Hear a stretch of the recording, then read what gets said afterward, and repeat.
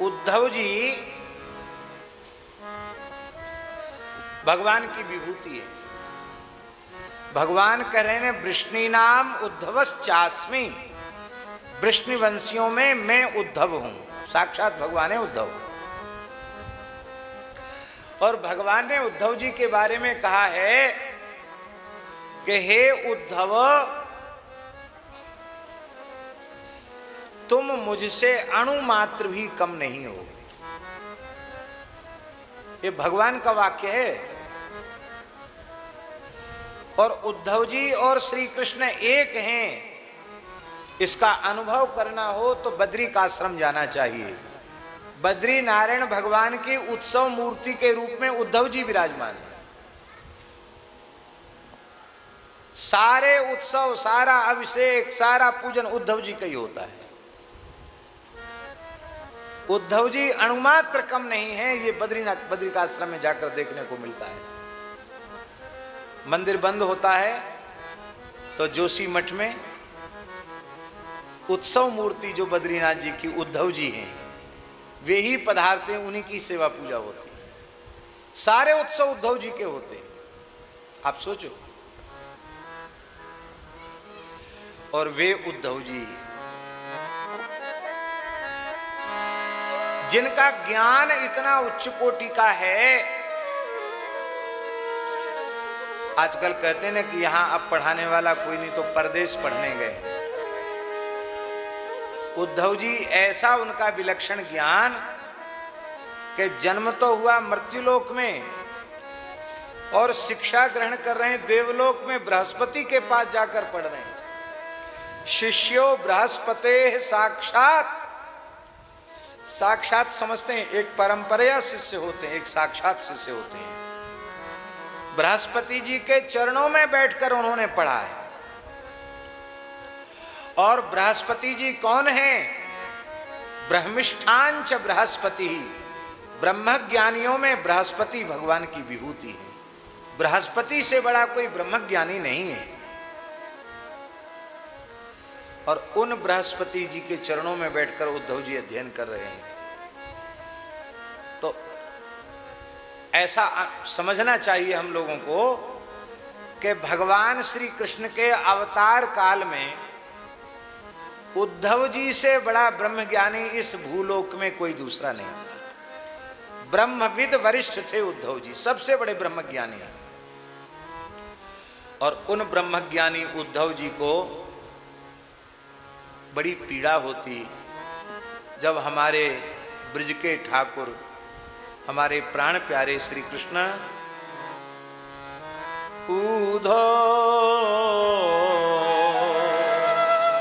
मोहि ब्रज विसरत नाहि, हमें ब्रज नहीं विसरता है, हमें ब्रज की याद आती है। ब्रज की कुंज निकुंज, यमुना जी की पुलिन, गैया बछड़ा गोपी ग्वाल बाल, नंद बाबा यशोदा मैया, वृषभानु बाबा कीर्ति मैया, ब्रज गोपियां और श्री राधा रानी का नाम लेते लेते तो वे मूर्छित हो जाते हैं। उद्धव जी अपने मन में सोचते हैं कि हमारी बुद्धि में भ्रम तो नहीं है श्री कृष्ण को लेकर। कृष्णस्तु भगवान स्वयं, इस बात पर पूर्ण विश्वास है कि श्री कृष्ण पूर्ण परब्रह्म परमात्मा है, इसमें कोई संदेह नहीं है। लेकिन आश्चर्य है, इस परब्रह्म में, इस परमात्मा में परब्रह्म का, परमात्मा का कोई लक्षण नहीं घट रहा है। ये कैसा परमात्मा है? अरे जो विभु है, व्यापक है, उसे ब्रह्म कहते हैं। और जो व्यापक है, ध्यान में आई बात, जो एक देशीय हो उसका संयोग भी होगा और उसका वियोग भी होगा। और जो सर्वदेशीय होगा उसका वियोग कहां से होगा? एक देशी है तो संयोग वियोग है, और जो सर्वदेशी है उसका संयोग वियोग कहां?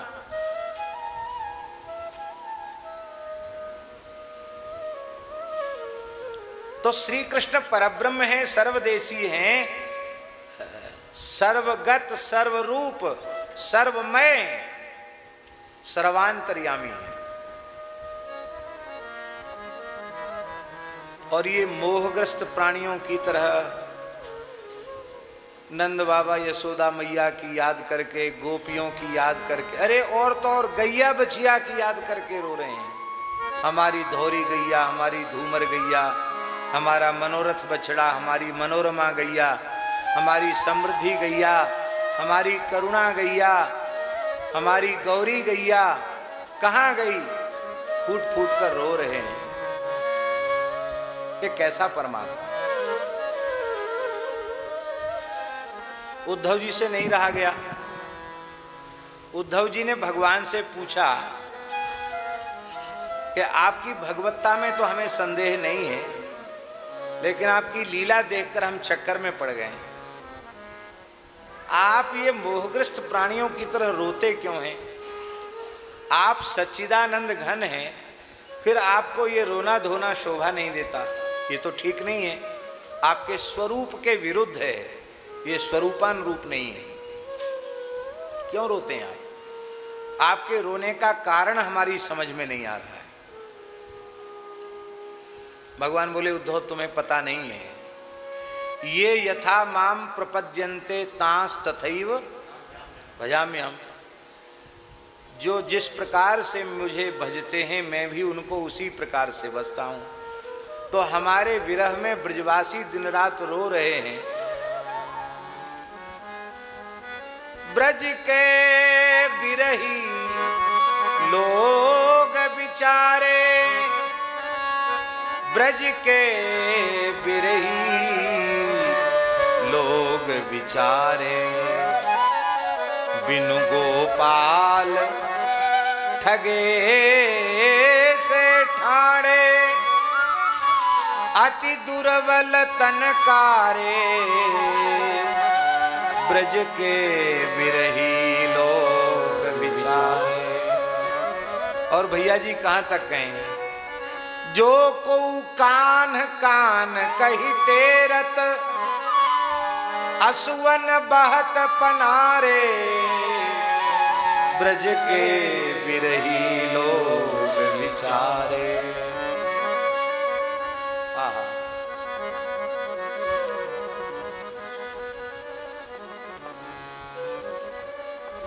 तो ब्रजवासी हमारी याद करके रोते हैं, तो हम भी उनकी याद करके रोते हैं। तो उद्धव जी ने पूछा, ब्रजवासी क्यों रोते हैं? अब समझ में आई ना बात, नब्ज पकड़ में आ गई कि ब्रजवासी आपके व्यापक ब्रह्म रूप का अनुभव नहीं करते। आप सच्चिदानंद घन परब्रह्म परमात्मा हैं, यह लगता है ब्रजवासी नहीं जानते हैं। आपको एक देशीय मानकर प्रेम करते हैं, इसलिए उनको वियोग का अनुभव होता है। यदि वे सर्वगत, सर्वरूप, सर्वमय रूप में आपका अनुभव करें, तो उनका रोना धोना बंद हो जाएगा, और उनका रोना धोना बंद होते ही आपका भी रोना धोना बंद हो जाएगा। ये बहुत अच्छी बात है। अब आपका रोना हमेशा के लिए छुट्टी हो जाएगा। तो प्रभु, आप इतने दिन ब्रज में रहे, आपने कभी उनको तत्व ज्ञान का उपदेश नहीं दिया? अरे कम से कम अपने तत्व का उपदेश आप कर दिए होते उनको। भगवान हंसने लगे, बोले, अरे उद्धव, तुम्हें पता नहीं है, मेरे प्राण प्यारे गोप गोपी ब्रजवासी गण इतने प्रेमी हैं कि उनका हृदय प्रेम से ऐसा लबालब भरा हुआ है कि उसमें तत्व ज्ञान को घुसने की जगह ही नहीं है, अवकाश नहीं है। भगवान बोले, उद्धव जी बोले, आपने कोशिश की? अरे बोले, कोशिश क्या करते भाई, भीतर कुछ खाली हो तब तो कुछ घुसाया जाए, भीतर जगह ही नहीं है तो ज्ञान कहां से घुसेगा भीतर? उद्धव जी बोले, हम नहीं मान सकते, आपने प्रयास ही नहीं किया। हमारा विचार है कि यदि उन्हें उपदेश दे करके आपका तत्व ज्ञान कराया जाए तो उनका भी दुख दूर हो जाएगा और आपका भी दुख दूर हो जाएगा। भगवान ने मन में सोचा कि ये तो धरती से नहीं, ये तो स्वर्ग से, बृहस्पति जी के विश्वविद्यालय से पीएचडी डीलिट और पीएचडी डीलिट से भी आगे कुछ होता होगा, सो सब करके आए हैं। तो इनको थोड़ी खुजली चल रही है ज्ञान के उपदेश की, तो चलें भाई इनकी थोड़ी खुजली मिटा दें। तो भगवान ने उद्धव जी को ब्रज में भेजा। अब हम वो बात कहेंगे तो ये प्रसंग छूट जाएगा, लेकिन इतना ही समझो कि उद्धव जी जब ब्रज में गए, ब्रजवासियों का प्रेम देखा, नंद बाबा यशोदा जी का प्रेम देखा, तो उद्धव जी रो पड़े। और उद्धव जी के मुख से सहजी निकला, महाराज जी, युवाम श्लाघ्य तमौ नूनम,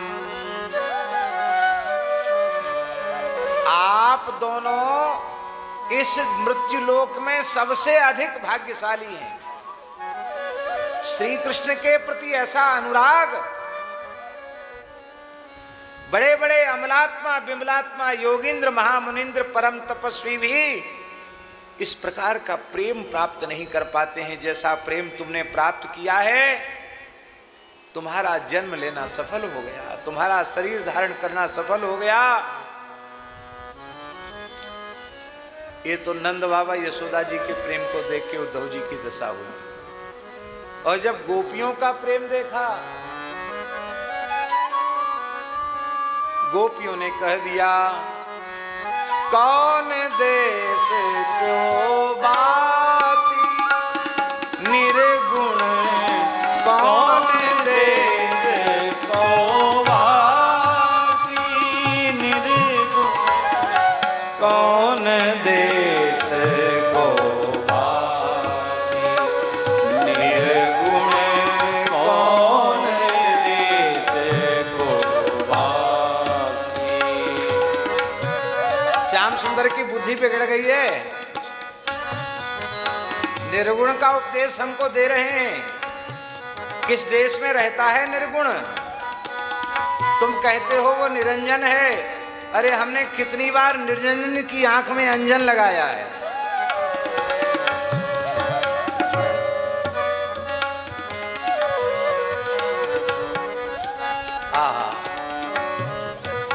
और तुम उपदेश दे रहे हो मुझे। ऊधो मन ना भये 10-20, ऊधो मन ना भये 10-20, मन ना भये 10-20, ऊधो मन ना भये 10-20, ऊधो मन ना भये 10-20, ऊधो मन ना भये 10-20। एक हूँ तो सो गयो श्याम संग, एक हूँ तो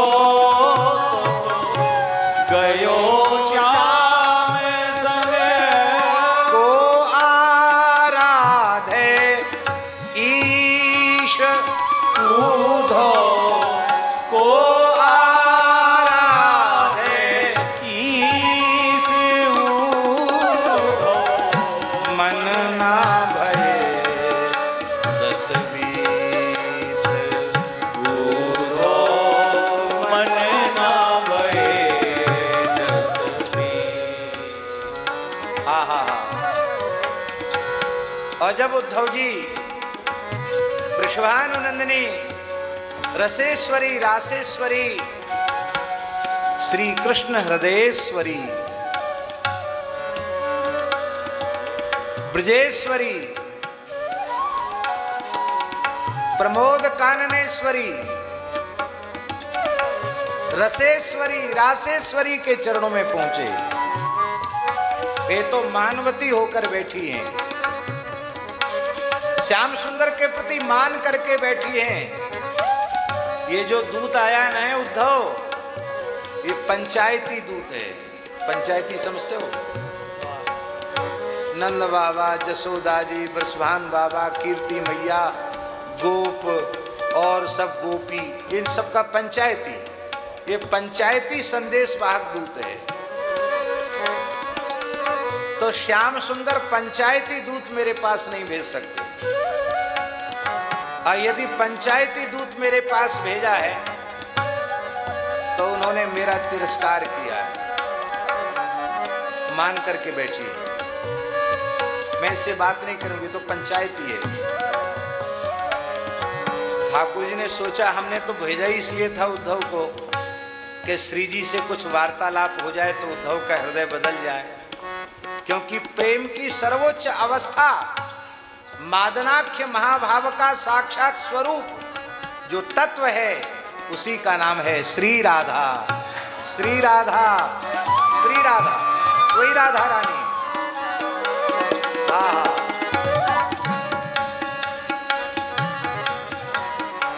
वही राधा रानी है। क्या करें? तब ठाकुर जी ने उद्धव जी पर अनुग्रह करने के लिए स्वयं एक नया अवतार ले लिया।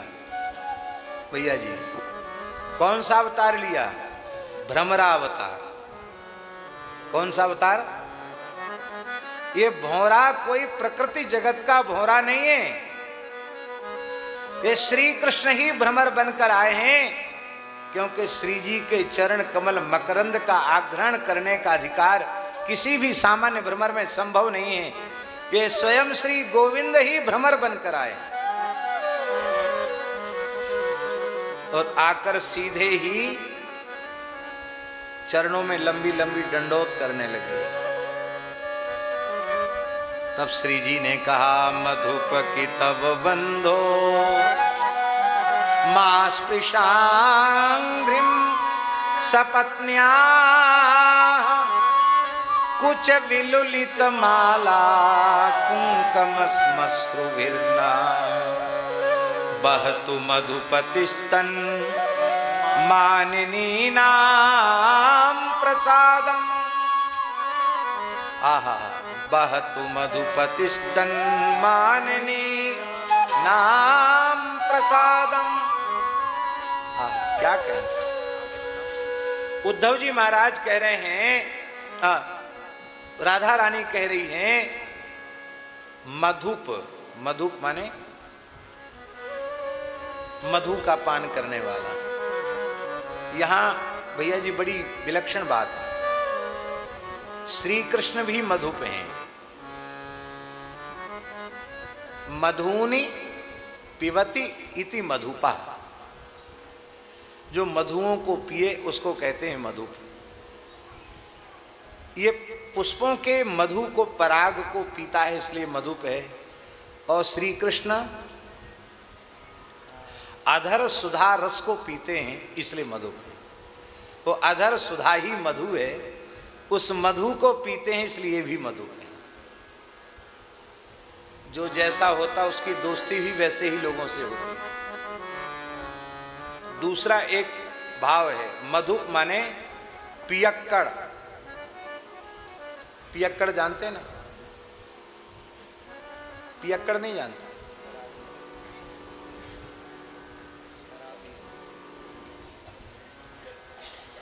महाव्यसनी, बिना पिए रह न सके।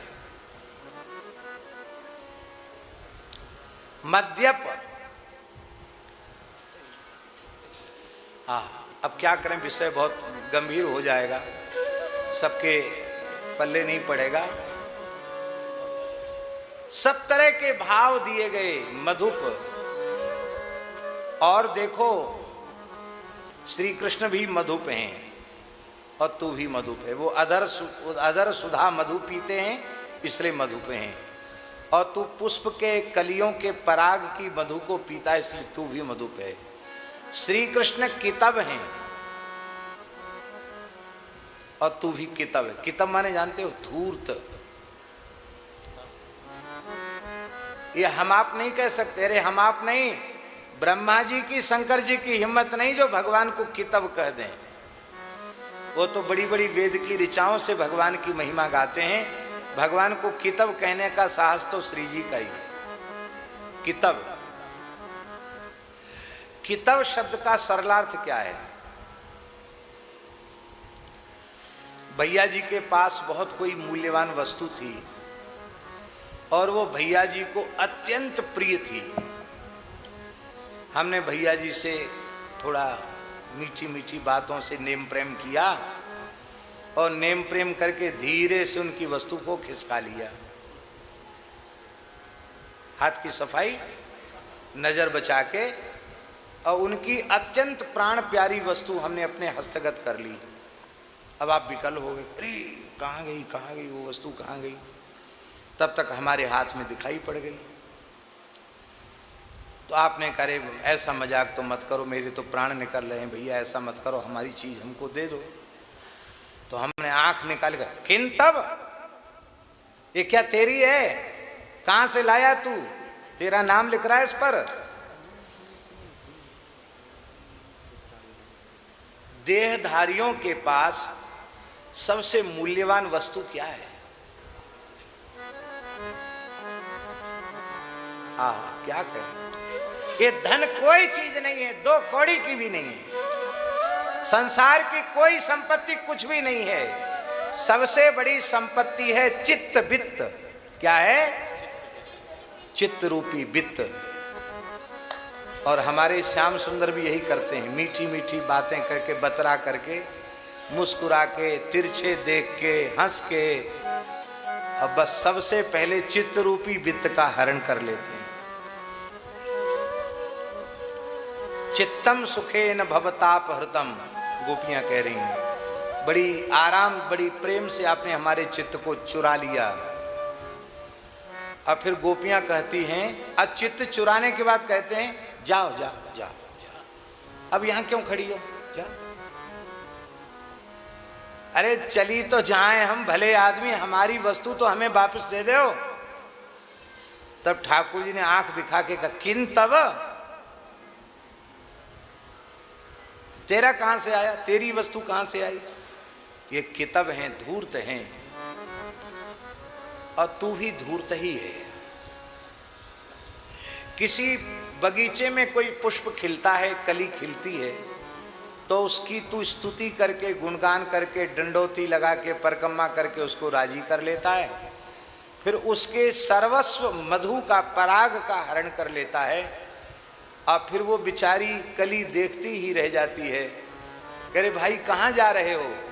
पर तू देखता भी नहीं मुड़ करके, सार सर्वस्व हरण करके तू भी चला जाता, तू भी कितव है।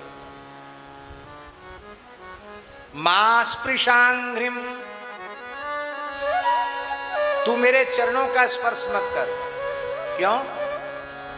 इसलिए स्पर्श मत कर कि क्योंकि तू अपने मुख से मेरे चरणों को चूम रहा है, प्रणाम कर रहा है, तो तेरा मुख तो झूठा है। श्याम सुंदर ने तुझे दूत बना के भेजा तो कह के भेजना चाहिए कि पहले तो लाला तू ऐसो कर, तू जमुना जी में मोहड़ो धो ले, फिर अपने पीताम्बर से तेरे मोहड़ो पोंछ देते, फिर भेजते तो कोई बात नहीं। पर वे इतने गंवार निकले हैं, हम तो उनको बड़े महली समझते थे, लेकिन तो अब वे तो बिल्कुल गैया चराए हुए वारे निकले। तुझे भेजा था तो कम से कम कुछ छिपा करके तो भेजते। तेरा मुख पीला है, और ये पीला, भौरे का मुख पीला होता है, तो उत्प्रेक्षा दे रही, ये पीला क्यों है तेरा मुख?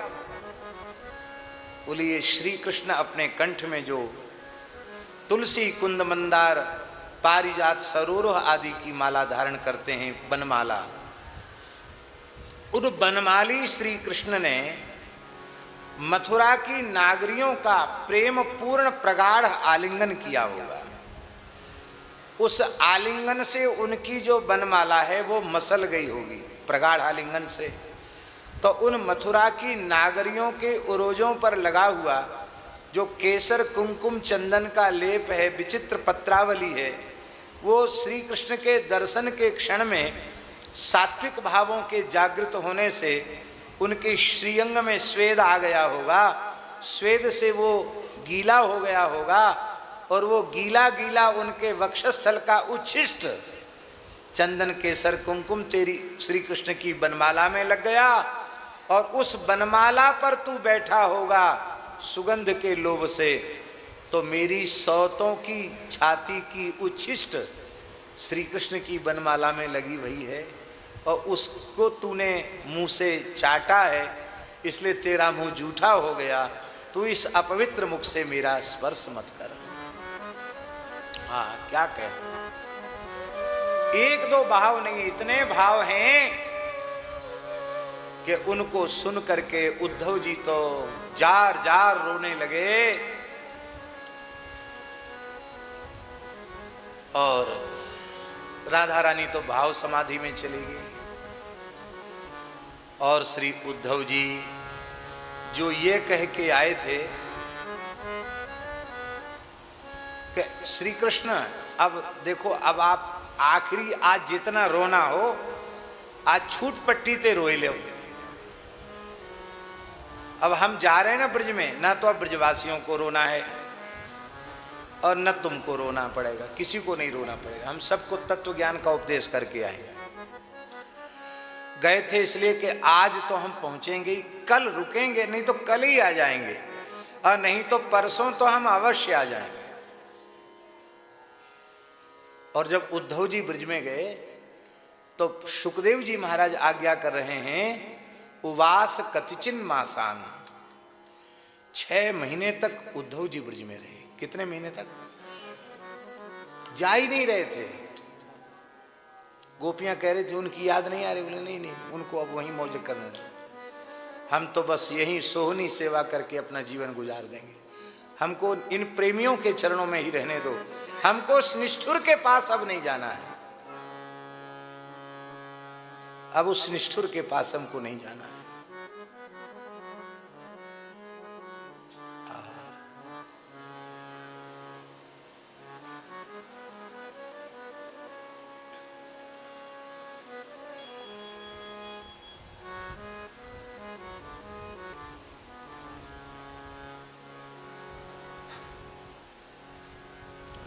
श्री वृंदावन बिहारी लाल की जय। उद्धव जी इतने भावमग्न हो गए कि वे प्रार्थना करने लगे, आसा चरण रेणु जुषामहं श्याम वृंदावने किमपि गुल्मलतौषधीनाम् या दुस्त्यजं स्वजनमार्यपथं चहित्वा भेजुर्मुकुन्द पदवीं श्रुतिभिर्विमृग्याम्।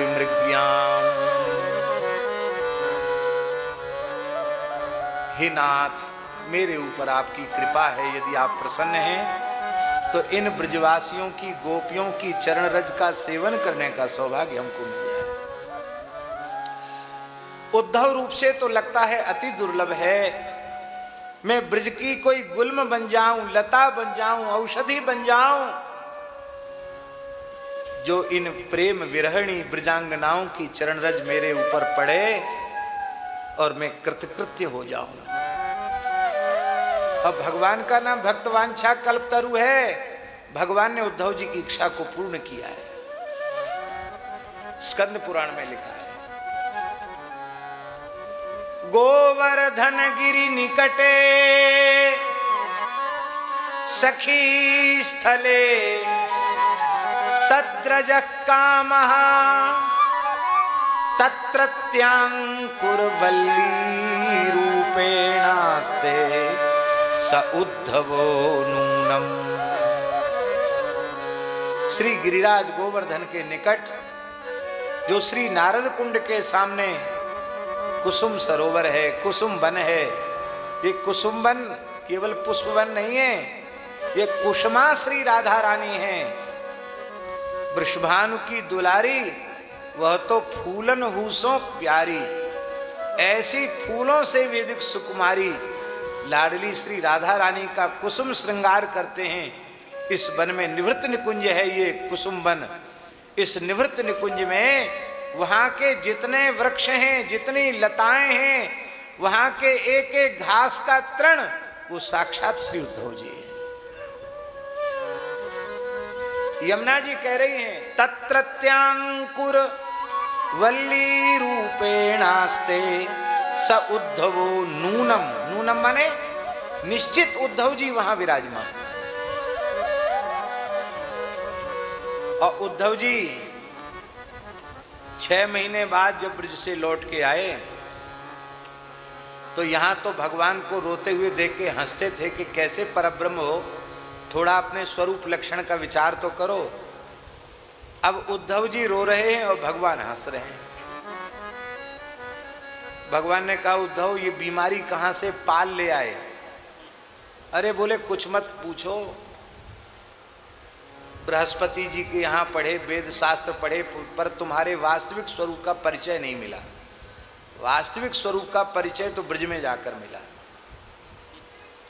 भगवान बोले क्या मिला?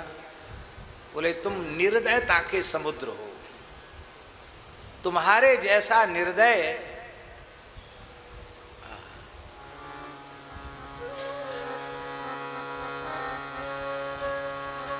अपनी रूप सुधा, अपनी चटक मटक से सबको लुभा लेते हो, फिर पागल बना देते हो। हमारे ब्रज में कहते हैं, सखी ऐसो सुंदर, सखी ऐसो सुंदर, नाही में सब जग हेरो। सखी ऐसो सुंदर, नाही में सब जग हेरो। बिनु देखे श्याम, दृगन में छायो अंधेरो। बिनु देखे श्याम, दृगन में छायो अंधेरो। क्या कर रहे हो मथुरा में? चलो ब्रज में। ऐसे प्रेमियों के छोड़कर यहां क्या कर रहे हो? आप में करुणा नहीं है, आप में दया नहीं है, आप बड़े निर्दयी हो। और प्रेमी जब प्रेम वैचित्रिक की अवस्था में होते हैं तो ऐसा ही बोलते हैं। राम सखे जी का नाम सुना है? राम सखे जी मूल निवासी राजस्थान जयपुर क्षेत्र के ही थे। राम सखे जी परम रसिकाचार्य हुए। राम सखे जी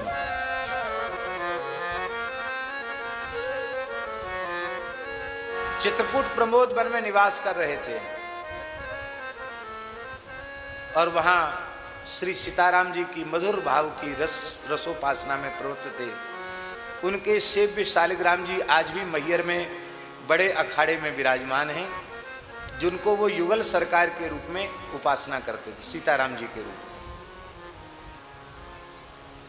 तो जैसे अपने राधा सर्वेश्वर भगवान है सूक्ष्म, ऐसी सूक्ष्म है वो, तो उनको यहाँ बटुआ में रखते थे।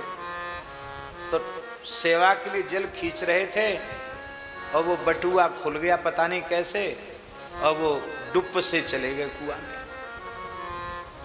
अब इतने गहरे में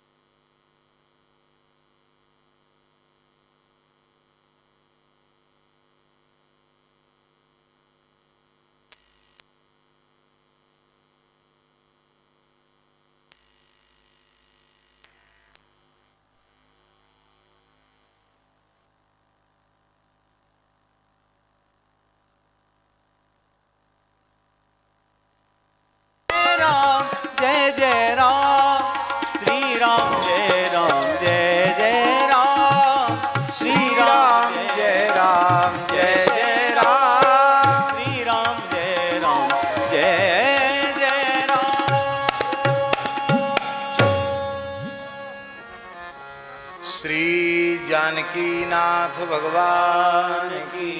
जय। बहुत ध्यान से सुने।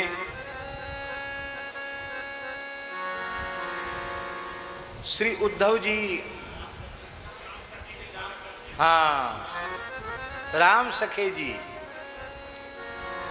तो वो ठाकुर जी उनके कूप में चले गए।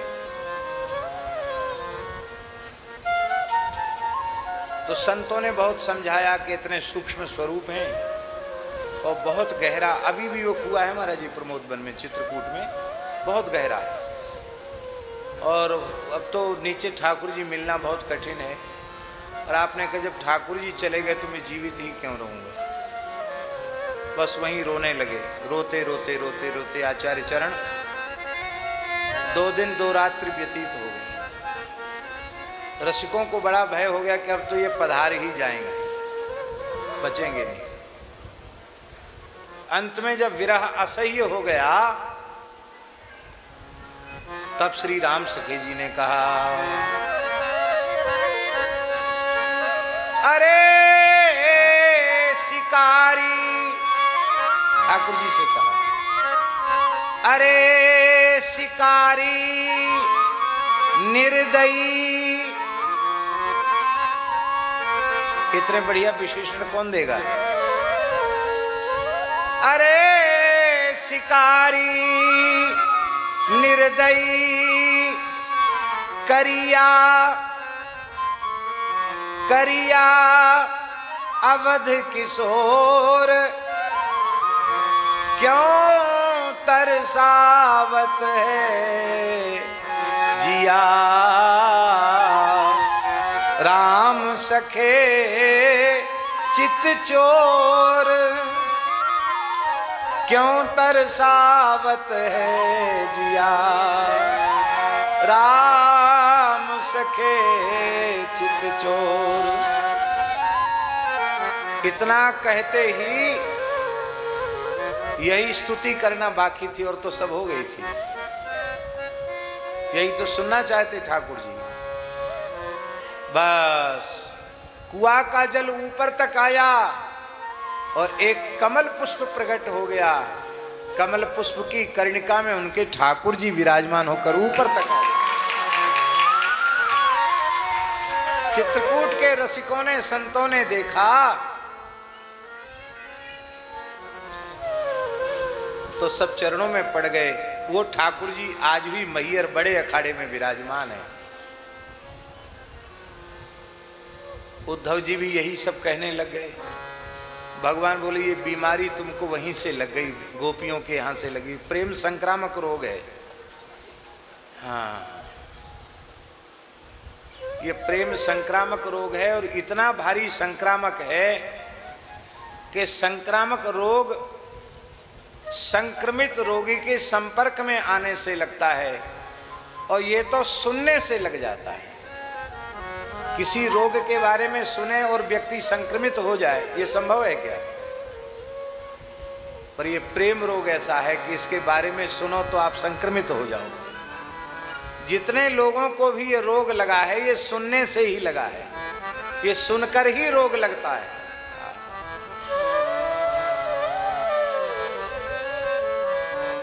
भगवान ने उद्धव जी को हृदय से लगाया। बोले अब तुम ज्ञान में भी परिपूर्ण हो गए और प्रेम में भी परिपूर्ण हो गए। हम प्रसंगवश निवेदन कर रहे हैं